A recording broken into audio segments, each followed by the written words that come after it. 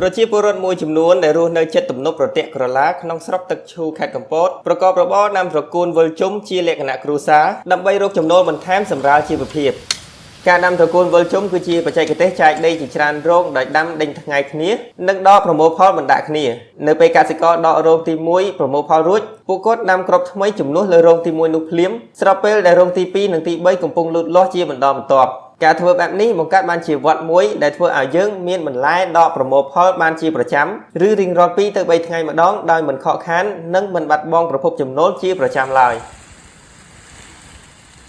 ពលរដ្ឋរស់នៅភូមិត្រពាំងព្រីងខាងត្បូងឃុំត្រពាំងព្រីងស្រុកទឹកឈូខេត្តកំពតអ្នកស្រីហេងយ៉ាជាអ្នកដាំត្រកួនវិលជុំលក្ខណៈគ្រួសារត្រកួនដាំបានគ្រប់ពេលគ្រប់ដងភ្លៀងក៏បានរាំងក៏បានតែយើងភ្ជួរដីឲ្យដីបានម៉ត់ស្អាតហ្នឹងធ្វើរងកាប់ក្លុកដាក់ជីបាតហើយដាក់គ្រាប់ត្រកួនដាក់កូនបន្តិចហើយបានប្រហែលជាមួយអាទិត្យអីវាលាស់មកលឹកពីហ្នឹងយើងច្រោចជីយើងហើយបានមួយអាទិត្យទៀតច្រោចម្ដងទៀត3ថ្ងៃដកបើដីវាអត់ភ្លៀងសើមយើងដកមួយរួងអញ្ចឹងយើងជោគដាំរួងទៀត2រួងដាំ2រួងថែមទៀតតអញ្ចឹងវិលដល់មកអញ្ចឹងតែ7 10ថ្ងៃបានដកហើយហើយយើងអាចដាំបានវិលជុំអ្នកស្រីហេងយ៉ាថាតម្លៃត្រកួននៅលើទីផ្សារមិនទៀងទាត់ទេពេលខ្លះឡើងថ្លៃពេលខ្លះចុះថោកដោយពេលចុះថ្លៃគាត់អាចលក់ត្រកួនបានមួយបាច់ក្នុងខ្ទង់300ទៅ400រៀលតែបើពេលឡើងថ្លៃវិញគាត់អាចលក់ក្នុងមួយបាច់ជាង1000រៀលបើតាមឡើងយើងបើថា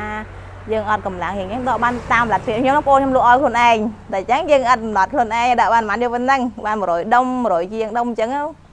ប៉ុណ្ណាគ្រាន់ថាបេះបានមកគ្រាន់រួយខ្លាចកូនរៀនដែរហ្នឹងវាធូរវាជួយយើងបានបន្តិចដែរប្តីធ្វើកន្លងមកបាន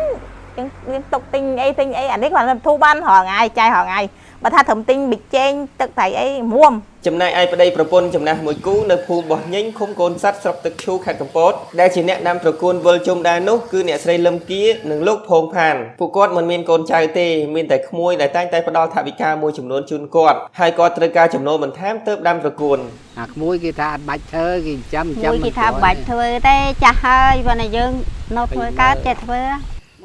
ខ្ញុំកាប់ដីកាប់ក្លុកគាត់កាប់ដីហើយទៅរងដាក់ជីដាក់អីជួយគ្នាស្រោចទឹកស្រោចអីតិចទៀតដាំទៀតដាក់ជីដាក់គ្រាប់អីហ្នឹងលោកផោងផានឲ្យដឹងថាកាលពីមុនពេលពួកគាត់នៅវ័យពេញកម្លាំងគាត់ដាំស្ពៃជាច្រើនប្រភេទដែរតែពេលវ័យកាន់តែជ្រេទៅពួកគាត់អាចដាំបានតែត្រកួនទេដើម្បីចិញ្ចឹមជីវិតជាមួយគ្នានេះអ្នកស្រីលឹមគៀប្រាប់ថាពួកគាត់អាចរកចំណូលបានមួយចំនួនដែរពីរបរដាំត្រកួននេះកន្លះខែបានមូលផលនឹងដាំល្អកន្លះខែបើដាំអត់សូវល្អមេឃភ្លៀងនឹង9 10ថ្ងៃលក់100ចុះណាបាន60000 50000វាតាមថោកតាមថ្លៃចឹងណាពេលចម្បោថោកចឹងពេលណាអត់ទៅថ្លៃឥឡូវហ្នឹងអាមួម500 100 50000មួយ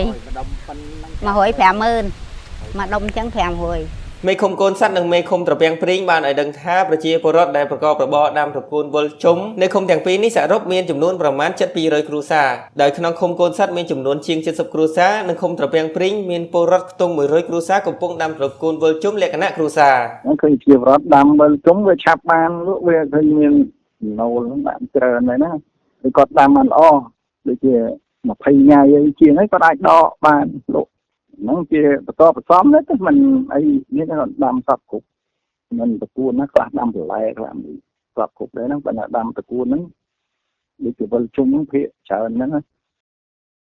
គាត់ដាំហ្នឹងគាត់អត់មានមួយធំអីច្រើនទេគាត់ថាលក់ជាប្រចាំឲ្យគេល្មមមិនមែនបោះឲ្យគេបានចែកចាយទៅច្រើនទេព្រោះអីគាត់ដាំញ៉ាំតិចដែរអញ្ចឹងតកួនហ្នឹងក៏ដាំមិនច្រើនជាងគ្នាបើខែដល់ប្រាំងអញ្ចឹងមានច្រើនលើសហ្នឹងទៀតខែវស្សាងតិចគ្នាតិច